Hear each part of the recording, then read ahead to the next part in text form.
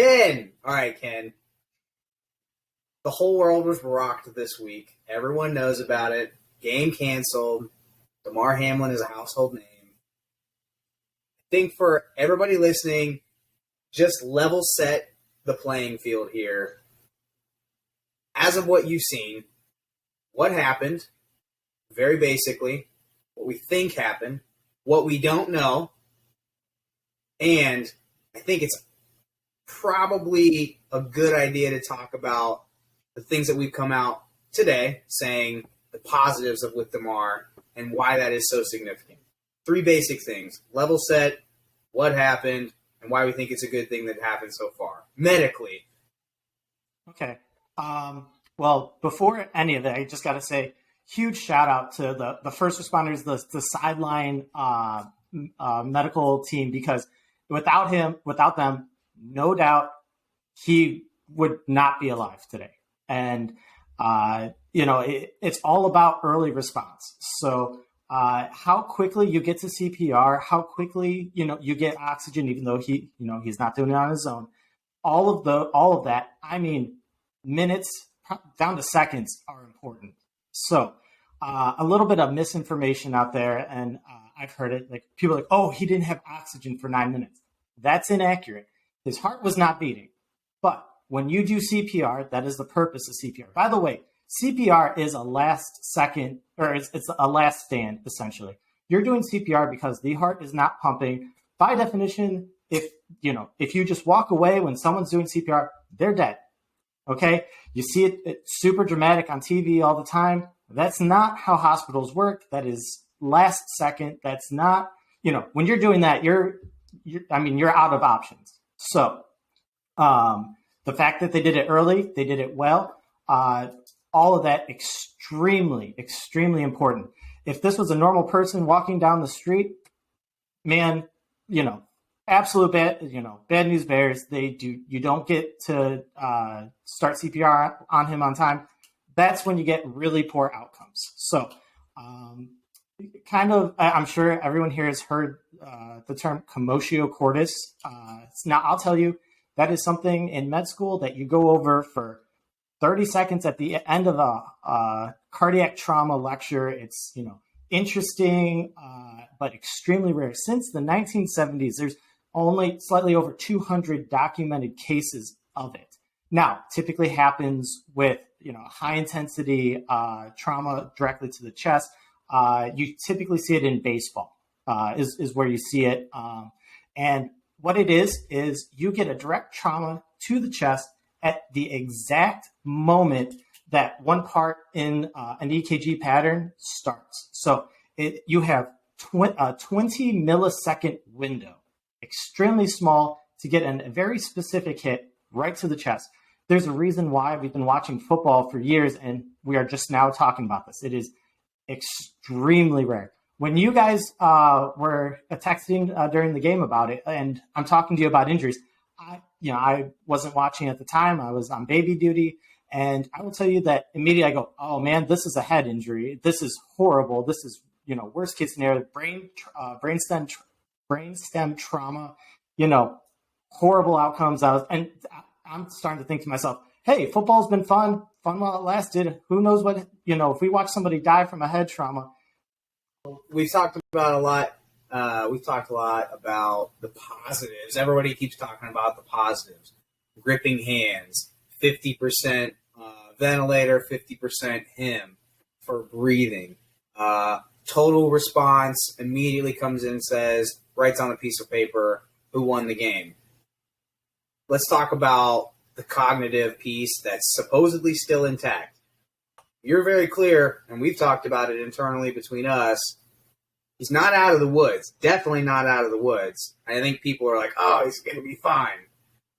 A, what are the chances he still could relapse? As we go away, it gets better. Talk about that. And B, do we think that, really, can he be normal again, and what's the time frame? Okay. So, great questions. Start with, can he relapse? And I said it so many times in our text. I'm like, hey, there's a 24 to 48 hour window that is crucial. So when your heart beat goes out of rhythm for whatever reason, you are likely to have that happen again. Once it goes out of rhythm, it can respond exactly the same way. But it's the most likely to happen in the first 48 hours. We're out of that window. So that's reassuring, in and of itself. It can still always happen. So sorry if there's not much clarity there, but that's because it's, an uncommon thing to happen. Now, one little bit of misconception that you hear right now is the neurologically intact. Now, when you say neurologically intact, that means initially you check, they call them cranial nerves. It's the nerves that actually go into the brain. There's 12 of them. You check 2 through 12. Don't worry about it. And then with that being said, he had, with those being intact, that's great. Now you talk about, cognitive, everyone's like, okay, when's he's getting up, when he's back to normal, man, this is just the start. He had they call it anoxic brain injury, an injury to the brain because of lack of oxygen. It wasn't totally depleted of oxygen, but it was significantly decreased. So it's going to take, a while to get back up to, regular function. The fact that he could, on a piece of paper, write who won the game is actually very impressive at this point. With that being said, it's going to take a while to see, what sorts of, detriments there are. I saw a guy today who had a brain injury, and he's back up to essentially full function, but he has what they call word finding, and he is just, you get random words coming out that just don't quite make sense. Speech doesn't sound fluid. Happened 10 years ago. It's still how it is, and you see different, neurologic signs like that still. Is he neurologically intact? Yes. Is, cognitive ability 100% there? Not quite. So what I can tell you is that most of the time in these situations, it's usually what you get back in the first 6 months is typically where you kind of get to, that kind of becomes your baseline. So early intervention, once again, you're going to hear it a lot, but early intervention is key. The rehabilitation, there's, speech therapy, occupational therapy, depending on what areas of the brain are injured, how, you have to essentially retrain yourself on just different muscle coordination that, is nothing to you, just going to throwing a football, that, let alone just writing with a pencil. So the fact that he could already write is really, reassuring. What's delaying him now? So the big question, I threw it out to you guys a lot, was, okay, he's still on this ventilator. Is that because his brain's not being able to tell him what to do, or is this more from the lungs? Lungs heal quicker than the brain. So I was saying, worst case scenario, brain injury, much better prognostic indicator, lung injury. So the fact that it is a primarily a lung injury is reassuring because, now, of course, don't know his medical history, assuming he didn't have any baseline pulmonary issues, and being a professional football player, that's likely. It's very, I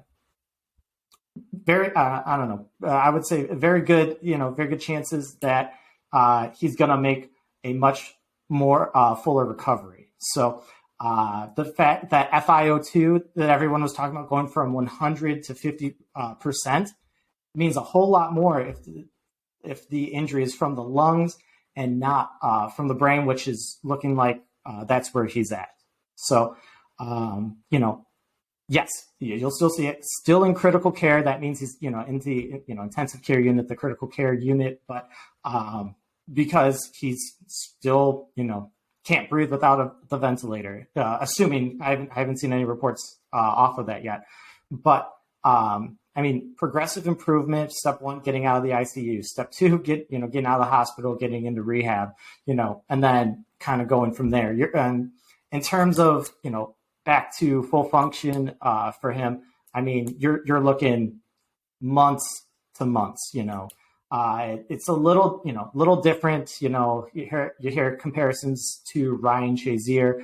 That spinal cord injury, very different nerves. They tend to heal to a bit and then sustain there. So versus at this point, primarily lung from this commotio cordis. Now it's all speculative. Commotio cordis, isn't a confirmed diagnosis. It's just going based off of what I saw, what others around me have seen.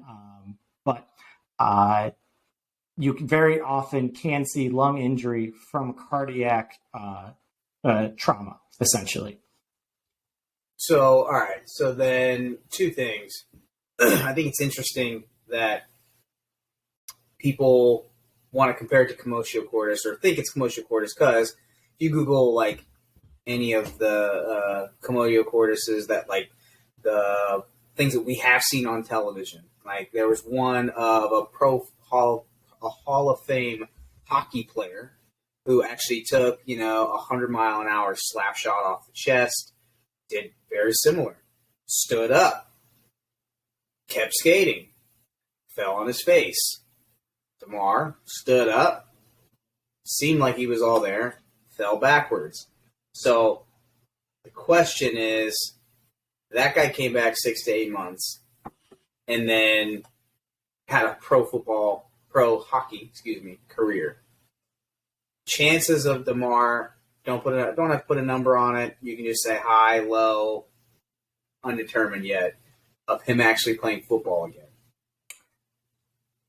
At this point, I would say extremely low. Now,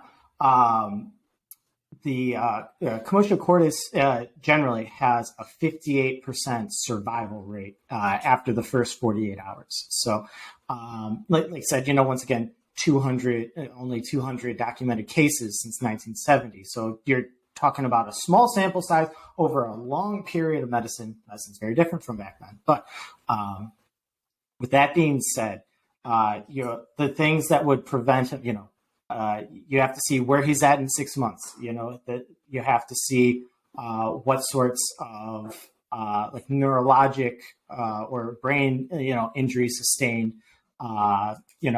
Where he gets to with that baseline. There is a chance that gets back to full function, but also he now has a much higher chance of a arrhythmia as well. So once your heart beats out of rhythm, it's more likely to go to there again. So he would have to face extensive cardiac testing, likely a heart ablation where they look and they try to get rid of any errant patterns in the electrical wiring of the heart versus stress tests. Lots of echocardiograms, cardiac MRIs.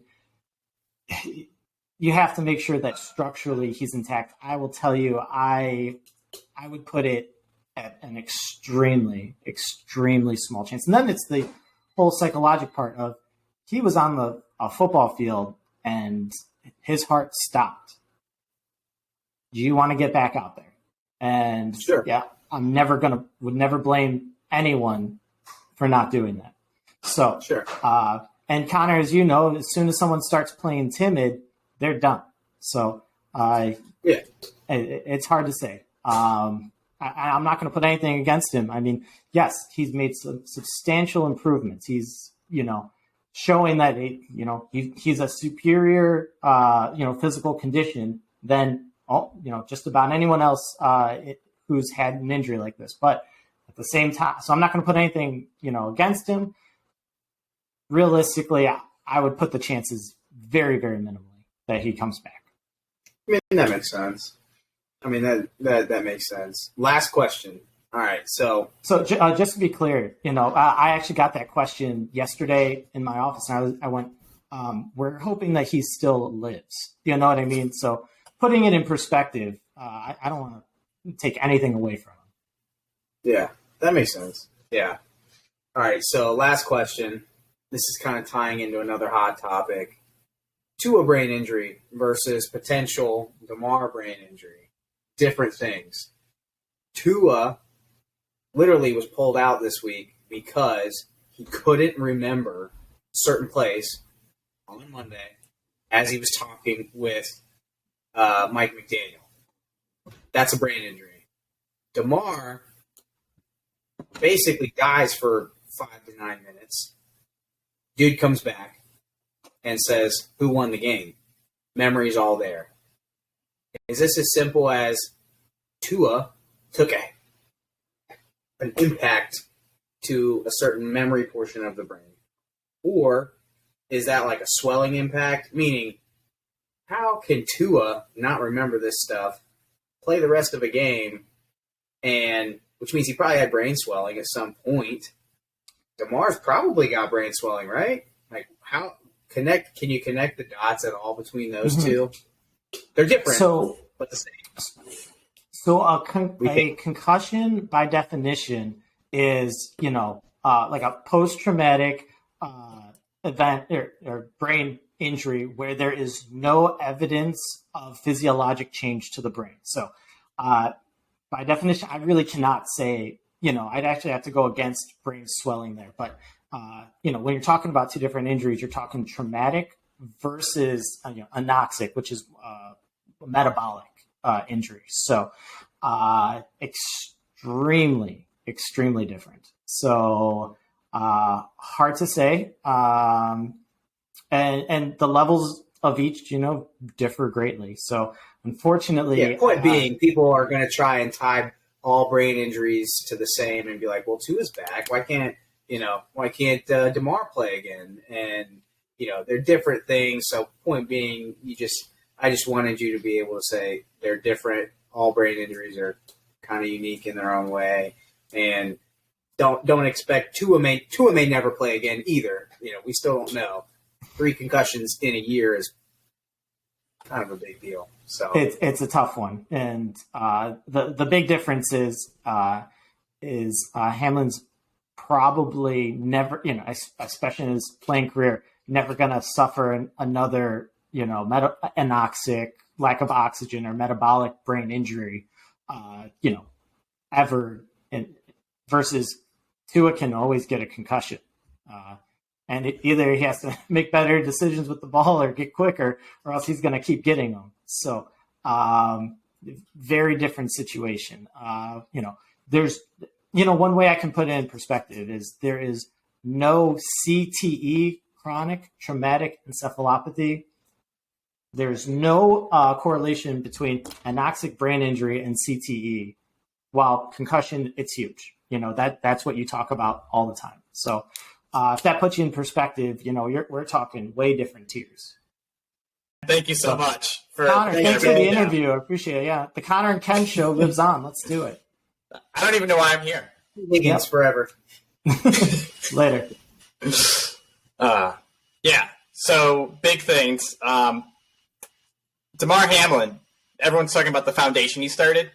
Did you know he started that while in college? Actually. Yeah. And it was his goal was to raise $2,500 for like a for toys for his community growing up. I looked up his community. It had 5,000 people in it, and the median income was atrocious. Like even in today's even by today's standards, like it's still bad. And it's one of those things where it's like, Damar Hamlin, something when we were in college, I never thought about like, hey, I'm going to help get toys for people in my community because everyone I grew up with kind of had toys. Didn't come from high level income, but it's kind of a special person, and you could see the way the Bills reacted to him. So I will put a link to his donation center or the GoFundMe, I think is what it was. If anyone wants to donate. Yeah.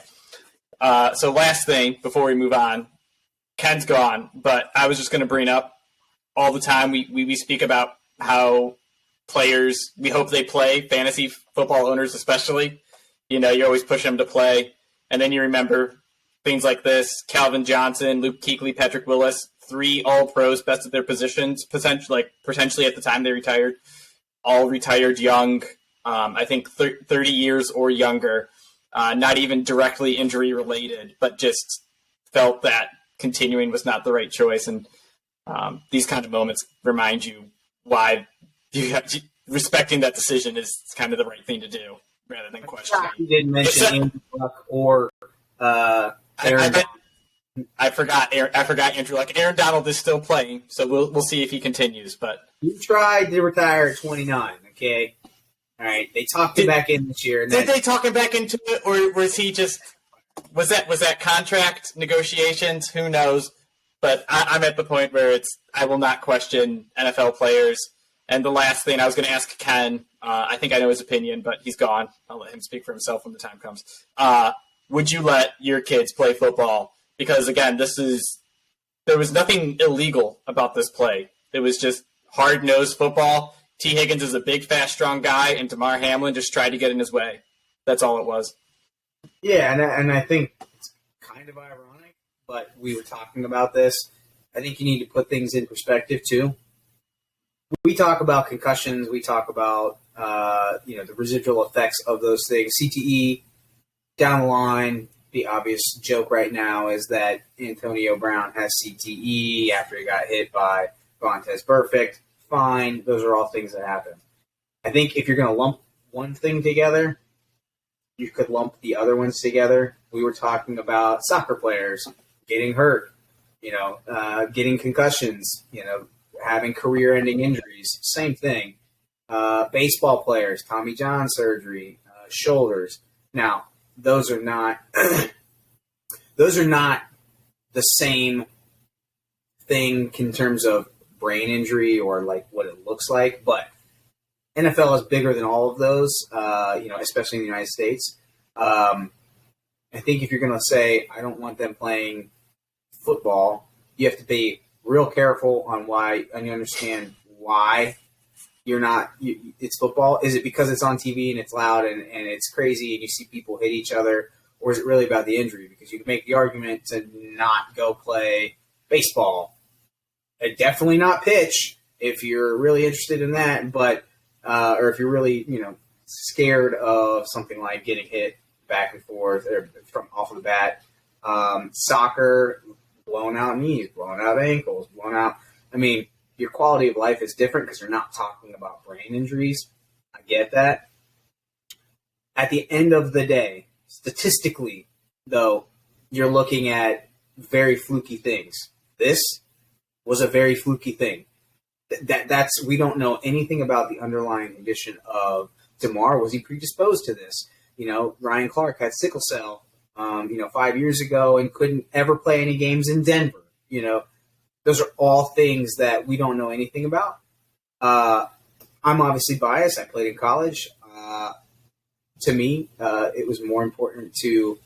I wouldn't change that at all. I wanted to have the memories of playing with a team. I grew up with a football coach, so I'm biased. So will it change potentially when I have kids? Maybe. I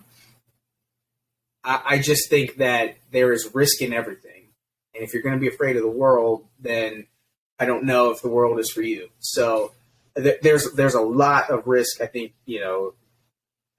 as bad as it sounds, do not drive a car because there's people that could hit you. Absolutely, people more. We're talking about something that everyone does every day, and I've only met one person in my entire life that is afraid of driving a car, and he takes the bus. Same thing, he's just not driving. It's just a bigger, less, chance of accident. So I think you just have to be really careful with looking at it and saying, football's scary. Football is, the worst of them. I think we're learning more about it, but we're also getting better. Equipment's getting better. We hate it with all the roughing passers and, we don't know what targeting is and all the rule changes, but they're designed to protect players. I'd be willing to bet they wouldn't go through those changes and not see any statistically significant things that have happened over the last 1, 2, 3, 5 years from what they did 5 years ago. So we're seeing these things now because football is so popular. It owns a day. It's more rampant. You can see everything on 5 different channels: Prime, NFL Network, CBS, NBC, Fox. So let's just I would just challenge anybody who's thinking that. Don't disagree with you at all. I think you can't crucify other people for making the decision to still let their kids play. That's the only thing that I would say. Yeah, I think when I was growing up, I mean, I only played till 8th grade and stopped in high school. And I think I could just probably be more willing to listen to my kid about football than my dad was. And it wasn't that he made me play football. But I enjoyed it. Wasn't my favorite thing. I really just wasn't enjoying tackling other people. Just wasn't for me. I did it on basketball courts though. It was bad. I had a bad temper there. But I think I would just be more accepting. Maybe accepting is the bad word, but just more willing to be okay, if you don't want to, or if you're hesitant to play to my kid, then you don't have to. But if it's something they absolutely love and adore, and I've said start them in flag football at a younger age instead of going with I probably wouldn't be the best athletes. We wouldn't be in Pop Warner anyway, but a young tackle football league. But I think I would just start him in flag, and if it's something you really enjoyed, absolutely allow him to pursue it. But yeah, I think in this case, I would just be more cautious about it, but at the same time, I wouldn't dissuade my kids' spirits in that aspect, at least. Yeah, you gotta. I played 5 sports growing up, and it was more or less do whatever you like, choose one. Quite frankly, I should have wrestled in college. I was, a national qualifier when I was 8 or 9 years old. But guess what? I wanted to play basketball in high school. For listeners, guess what? I'm not a basketball-sized player. I'm 5'3", and I was 145, 150 pounds coming into college. Had I stuck with wrestling and not played basketball in high school, I probably would have had a Division I scholarship. Everyone says all of those things, fine. But, my dad was a wrestling coach for 20 years, and I played football in college. So those two are kind of correlated. I feel like I would have had a good shot to go to Division I. Fine. But I didn't. So my parents weren't pushing me any one way. It's just have a variety. I don't think you got to be pushed into one thing. Agreed. All right. With that all out of the way now, we can get back to what we typically come here for. And that is, I would say expert picks, but last week we were just disappointing. And I'm sorry, listeners. By we, I mean I was the captain of the disappointing. 0-5. I can't believe. I think this is the first week all year I've gotten everything wrong, which means I'm going to get it all right this year, so it balances out to 50-50.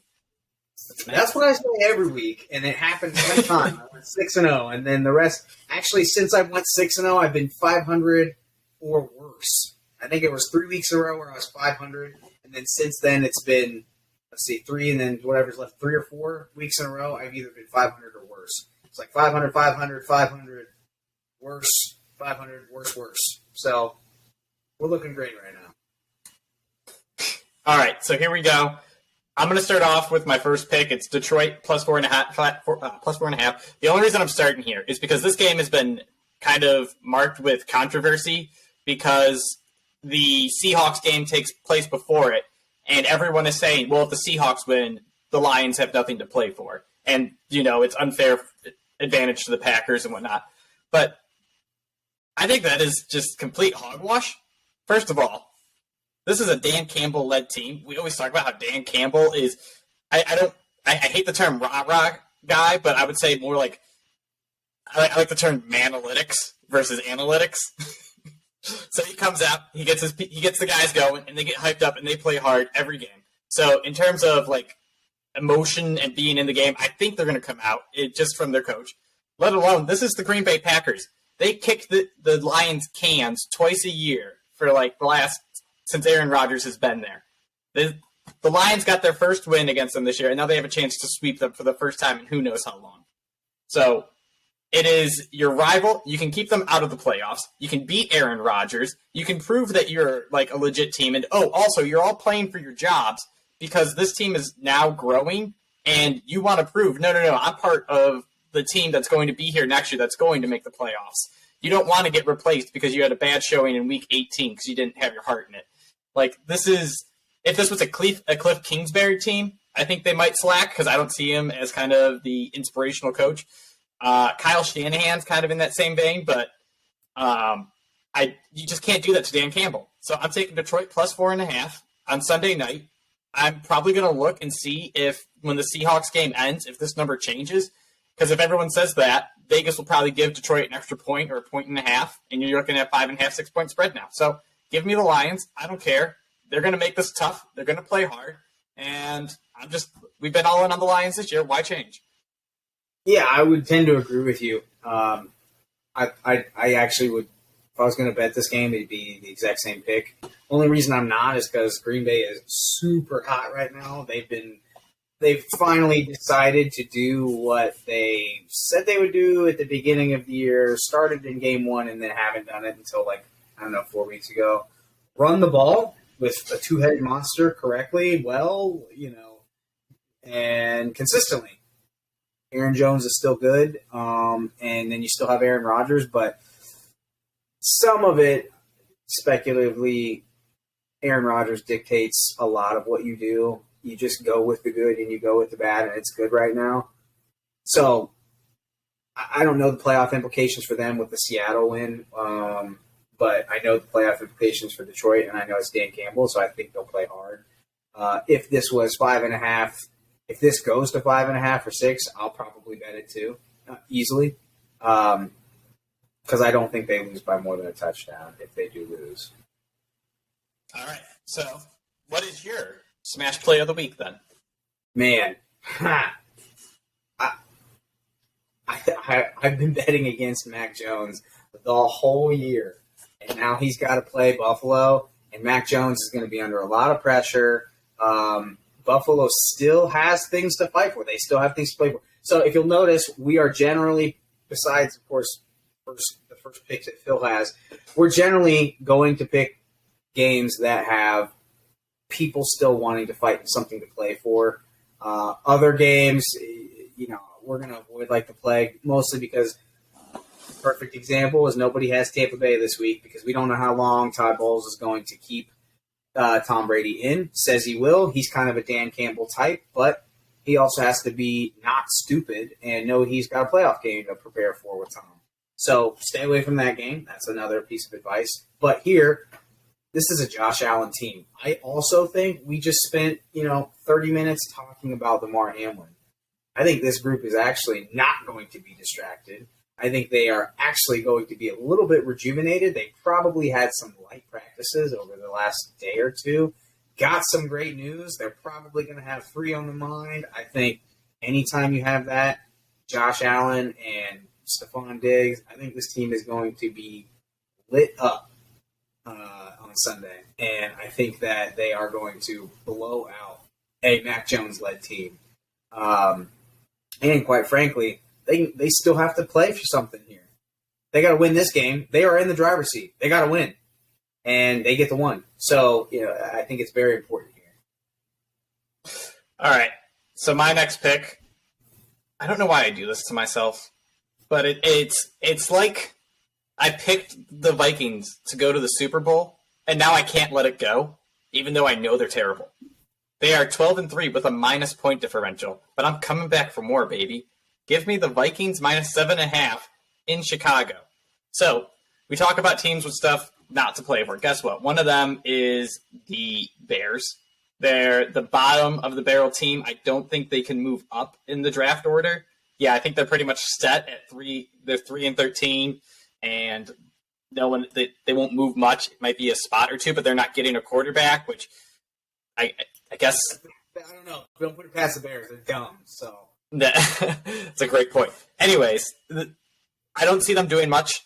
They are starting Nathan Peterman, and everyone knows the Nathan Peterman game.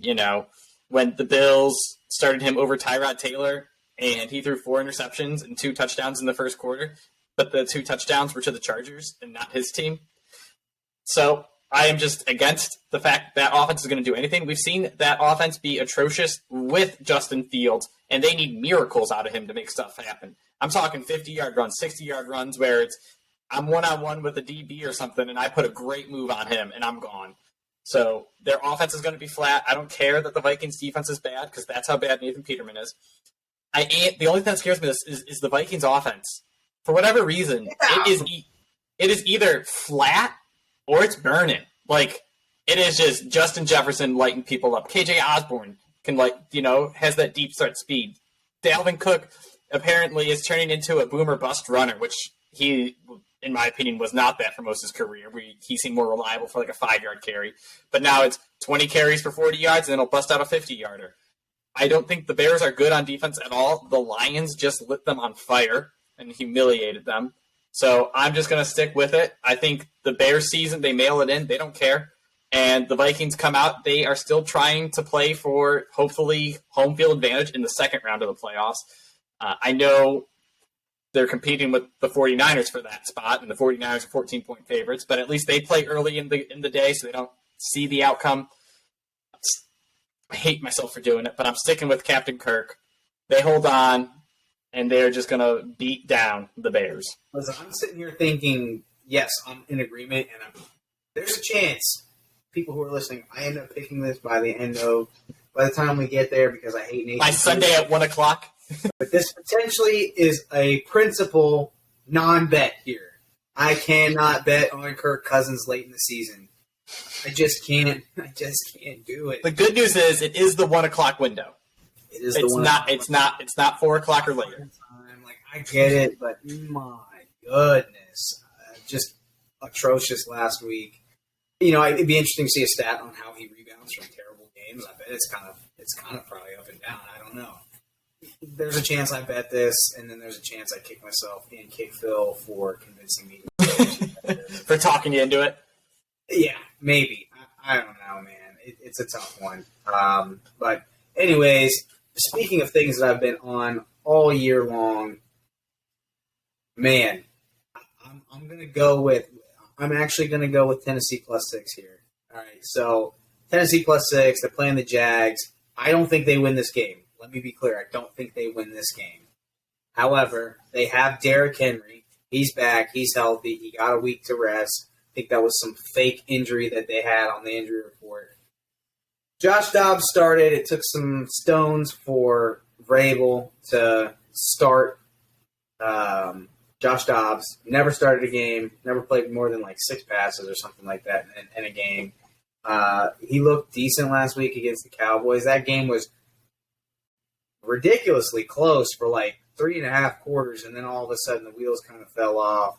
Dallas got some breaks in that game, and they stuck with them. So I think this week Josh Dobbs takes a step forward, meaning I don't think he wins the game, but I think he keeps it close again, but stays close for 4 quarters. And I've said this from the beginning. I'm a Vrabel sympathizer. Maybe it's because he's a Buckeye. I don't know. But when the chips are down, I think he's a great coach. And when the chips are down, he made the call last week to start Dobbs. He looked a heck of a lot better than Malik Willis had. And quite frankly, Dobbs played clean. If he plays clean again, I think they got a real shot to just hold the ball and let Derrick Henry crush the Jags. So that's what Derrick Henry does.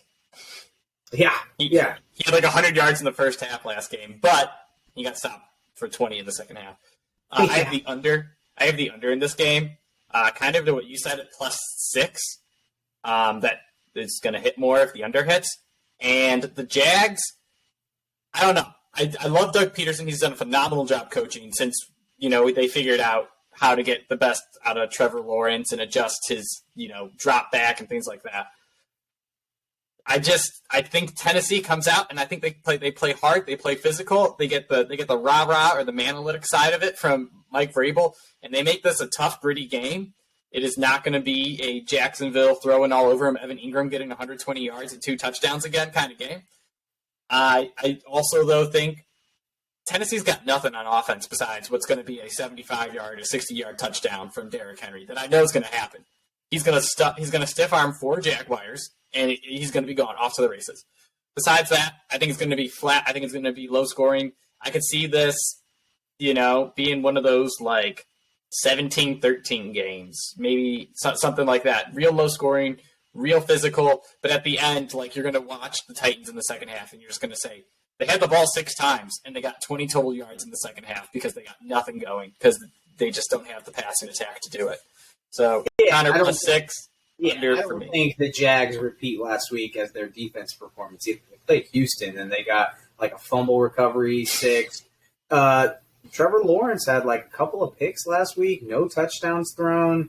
That was kind of an off game for him. Travis Etienne had over 100 yards and a touchdown. Again, I don't think that happens either. So kind of a fluky, weird game last week. I think the Titans are ready this week. All right. What's your next pick then? Yeah. So, listen, we just talked about Tua. I get it. Tua's definitely done for the year. Obviously, speculation, he may be done for his career, 3 in a season, especially given all the stuff that the high visibility here that's happening. But, man, I'm sad to say Mike White looked terrible last week. They don't have Zach Wilson, or they're not playing Zach Wilson. Joe Flacco may start for them. Mike White's hurt again. They have a fantastic defense. We talked about it. Sauce kept DK, in check. I think it was like 1 catch, 5 yards, something crazy. And the Jets still lost. So that's all this is. Miami +1. I know Skylar Thompson's probably starting. Teddy's probably not starting. He's got a week to prepare. Again, for the love of donuts, you have 2 of the best wide receivers in the NFL. The best thing about Tyreek is they move him all around. I don't think Sauce is going to be able to travel with him full time. There's just no way because they move him so much. Sauce, on the other hand, is just his prowess. What he is so good at is getting hands on, and Tyreek is the best, one of the best. Even if it's not technique, he's so fast. He's the best at getting hands off. So this is something that I think Sauce is going to miss one time. And then Skylar's going to load up and just throw it deep. And he's going to miss on the press. And if you watch, Sauce has a tendency, he plays off man, but he sits in cement and just tries to guess where you're going and then get his hands on you. Bump. It's a classic bump and run, but it's like an off man bump and run. And if he misses there, I think you saw against the Bills, if you remember, they played the Bills, and Stephon didn't have a great game, but he opened that game going right after Sauce. Josh Allen went right after him because he knew that all he has to do is make Sauce miss. He made him miss. He caught like a 40-yard ball. Mike McDaniel will call that play over and over again. Josh Allen is the quarterback for the Bills, so they will just call plays that may not come back to that. Mike McDaniel will come back to that well over and over again. So that's all it is. They're getting a point here, so I'm in. That was the Chargers, I think, versus Dolphins. Chargers shut down the Dolphins all game, and they are playing press man on Tyreek Hill. Make one mistake, 70-yard touchdown. Yeah, that's it. That's all you need. And I just think that McDaniels, it's crazy that we're talking about McDaniels coaching for his job right now. People are speculating on that. I'm surprised that save to a career. Yeah, give Tyreek Hill the best season he's ever had, and that was despite having Andy Reid and Patrick Mahomes and Jalen Waddle's best season. It's his second season, so. And Jalen Waddle has looked much better than the 10-catch, 82-yard guy he was last year. So I'm with you. That's too spicy. Don't get rid of the guy who's proven that he is a good offensive. I don't want to say guru because as of right now he's a B+ offensive coach. Yeah, he's gotten figured out a little bit late in the season. It's hard to go. It's the Sean McVay syndrome. It's when someone stops you, can you adjust? And remember, he wasn't a play caller where he's been because Kyle Shanahan has always called the shots. So be patient with that guy. We're going to go to my next pick, Rams +6. We talked a little bit about Seattle getting shut down by the Jets. I talked last week about how I was unimpressed with their offense. And lo and behold, I was right. Besides one 60-yard carry for Ken Walker, of course, it was like the second play of the game. And after that, the only way they produced offense was by forcing turnovers from Mike White. I know the Rams' offense isn't good, but I think Sean McVay will call a more conservative game than what Mike White was doing. Because Mike White, I think he had some gunslinger in him, maybe a little too much. And I think Baker Mayfield is actually playing more protective of the ball than he typically would because he knows he's playing for his last job. Potentially last job. So I think they come out, and I think they, have a solid offensive game plan. They try to lean on their defense to win. And from what I saw last week, I don't trust Seattle's offense once again. I think the Rams still have a good defense. Jalen Ramsey, DK Metcalf, that's, a good matchup. Tyler Lockett is scary on whoever the Rams' second corner is, whoever's picking him up wherever he goes. But I just think the Rams can keep it close enough at +6. I'm not a Baker Mayfield fan, but at this point, I'm starting to see Geno Smith turn back into Geno Smith, and this might be a little. I don't want them in the playoffs. So dude, you haven't even mentioned Cam Akers, the return of the Cam. I think was he the highest fantasy scoring running back? He at least was the first 2 weeks of the playoffs. I don't know what he did in week 3, but. Yeah, he was one of the best. So, yes, they actually have a running game somehow, some way. I don't know. With the terrible offensive line. I don't know. It's weird. Dude, betting in fantasy has been weird this year. Let's be real. It's been we were good until, the last 4 weeks. Every time we watch, it is, this game looks like it should hit. Everything we said about the Jets game was correct, except apparently Mike White went from an all-pro connection to Garrett Wilson to not being able to hit the broadside of a barn or throwing picks. Just amazing. It is what it is. That's the risk you take with gambling. Anyways, so now our last 2 picks, Connor and I are going to agree or get in a fight. So, Connor, I'll let you pick which one we go to first. All right. So, I don't know. I understand why you're taking the under in the Baltimore-Cincinnati game. I get it. I don't think Tyler Huntley's good either. They did show some life, though, last week with potentially getting Mark Andrews back involved with Tyler Huntley. I think Dobbins has 90-plus yards in every game that he's been back healthy. I think they score some points here, but I think Cincinnati puts up a boatload. Again, I think this is they were high-strung and ready to play the Bills and light them up. They took the ball against the Bills, opened and went right down the field and took 7. I think that carries over. I get it. Harbaugh's a great coach. He's already in the playoffs again. But, man, I'm telling you, this was back to believing in Joe Burrow. It's crazy that we talk about it again. I don't think we ever stopped believing in Joe Burrow, but we haven't been hanging it from the rafters this year as much. To me, this feels like a 28-21, potentially. I think this could be not a shootout, but 41.5 just seems super low. That's all. See, my take is I'm not buying anything that the Ravens offense is doing currently. I think the Bengals, check that. Dobbins is good. If he was healthy, he would be great. Because you watch him, and he still kind of looks funny when he runs. He's slow. You watch him, and he is just he has good. He gets up to top speed quickly. He finds the right hole, and he makes a good cut. But after 5 yards of sprinting, anyone could catch him because he is just so slow at top speed. It's so sad. He could have extend his leg, I would say he could have 4 or 5 huge runs. You're talking 50, 60-yard touchdowns. And you just watch him, and he's just all right, I'm slowing down, I'm getting tackled. I'm bracing for the hit because I know it's coming. I'm not letting someone grab me from behind.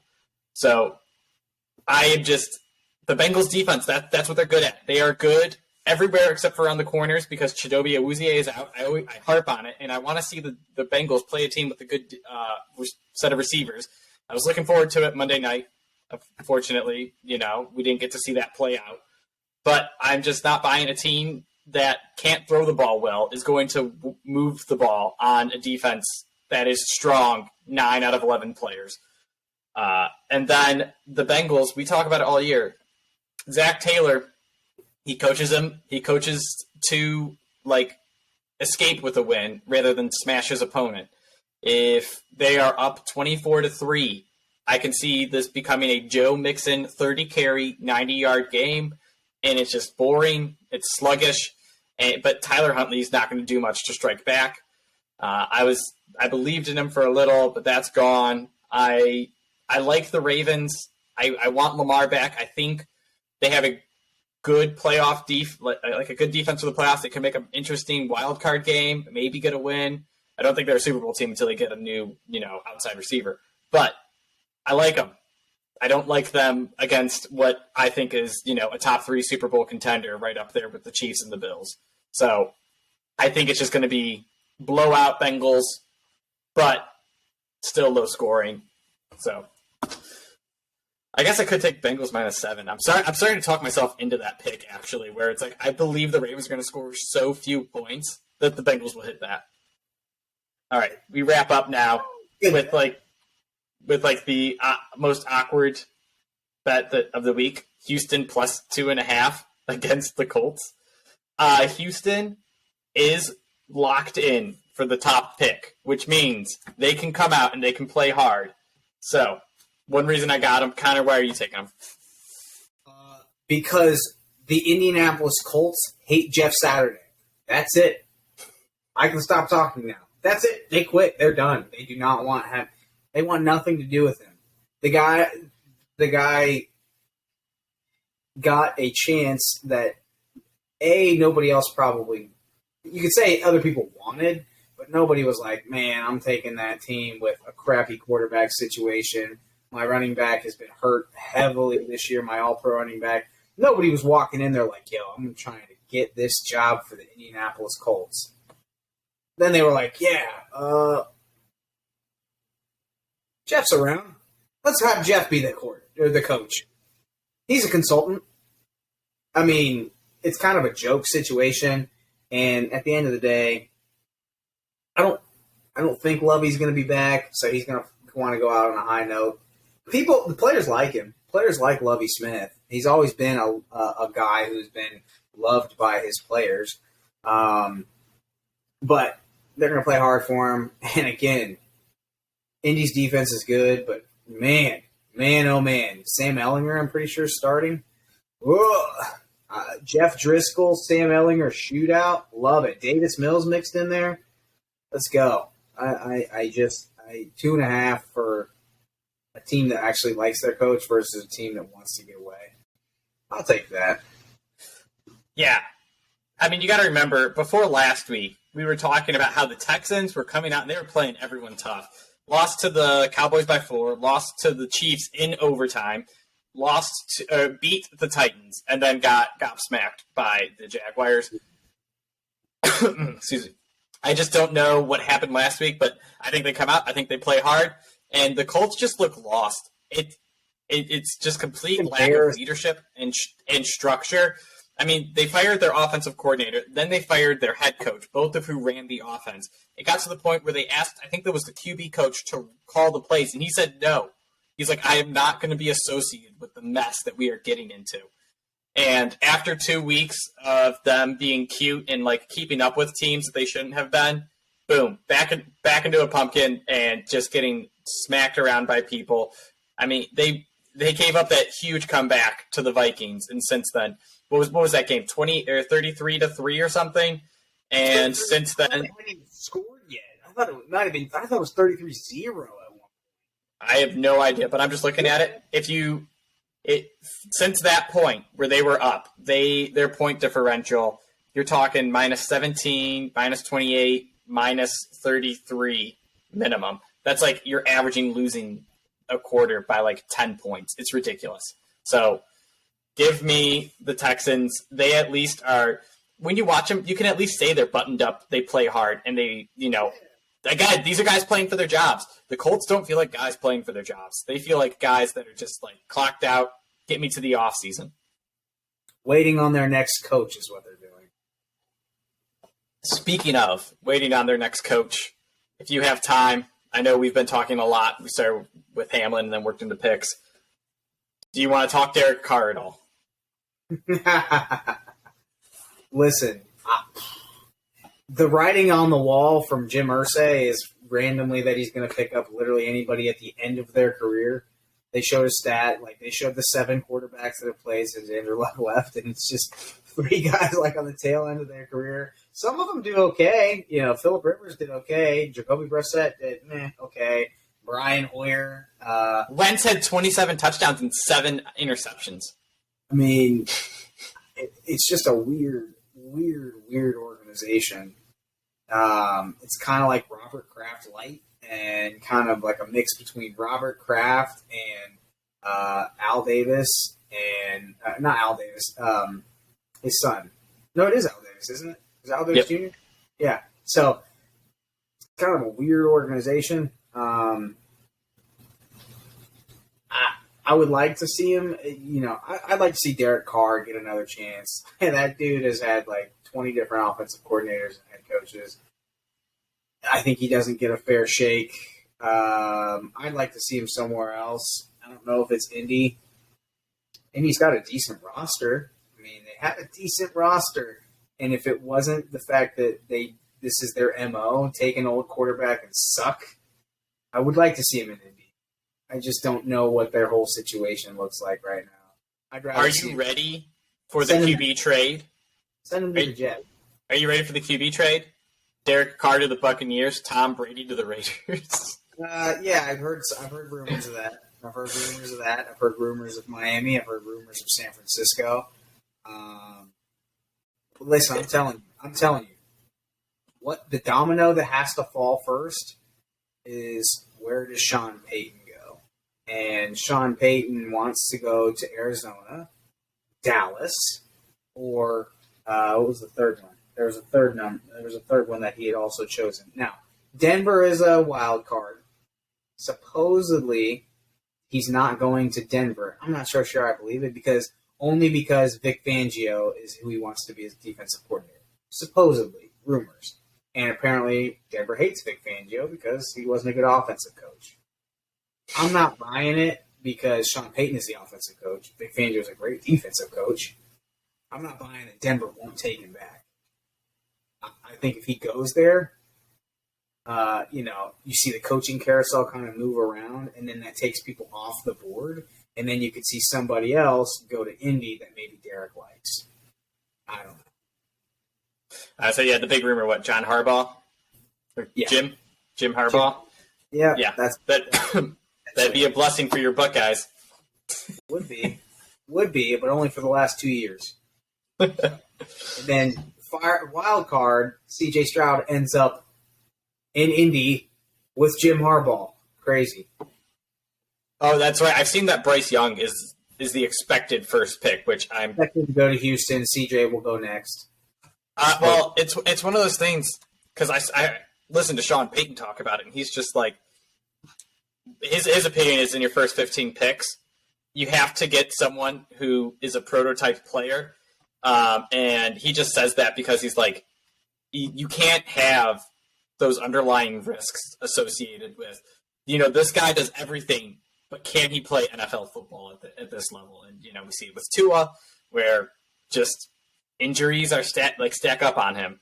Obviously concussions this year, but previously it's, ankles, knees, whatever. So that's why I was shocked that, truthfully, I have been middle of the road on C.J. Stroud for the entire season. I think I even mentioned that. I think he's got a chance, especially in the right situation, to be above average, probably pretty good. Make a Pro Bowl or two, be a franchise quarterback, maybe not be an elite franchise quarterback.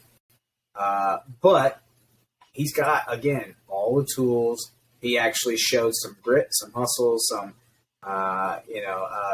athletic ability that hasn't been available all season, probably because Ohio State said, please don't get hurt, don't run.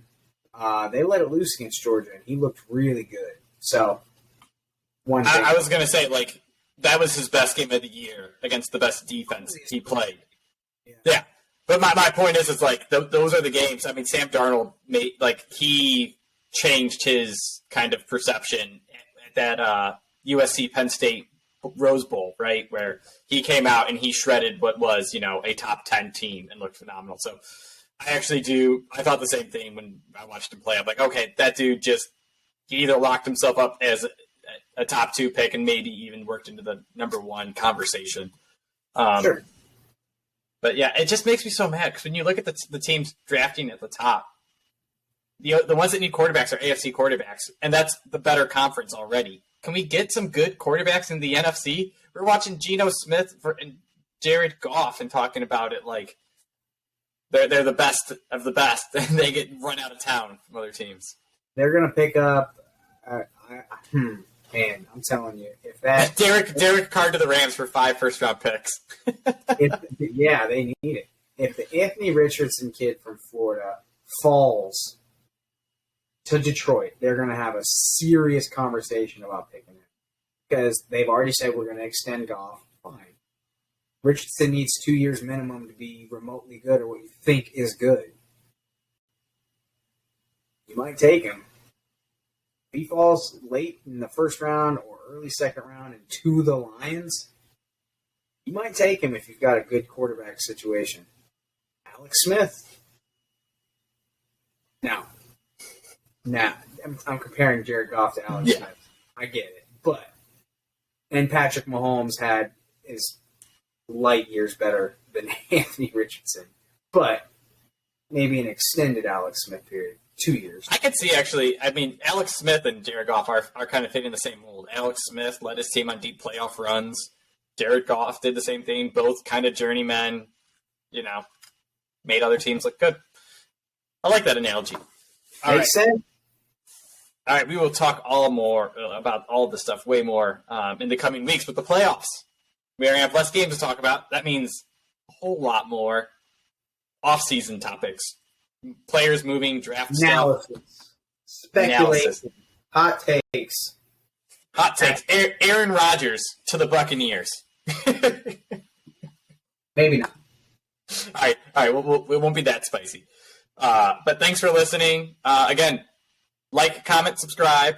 Check the description for the link to Damar Hamlin's GoFundMe. If you have questions, please let us know, and we can get Ken on them right away. And again, betting is live. We have used free bets to our advantage and pocketed a good amount. Lots of people we know have reached out, and we've helped them. So if you are interested, check last week. Huh? Check last week. The pod last week. That's right. Also, FanDuel just loves giving away their free boosted money. Like every day there's a new 50 to 50 guaranteed to hit. Love it. All right. Thanks, everyone.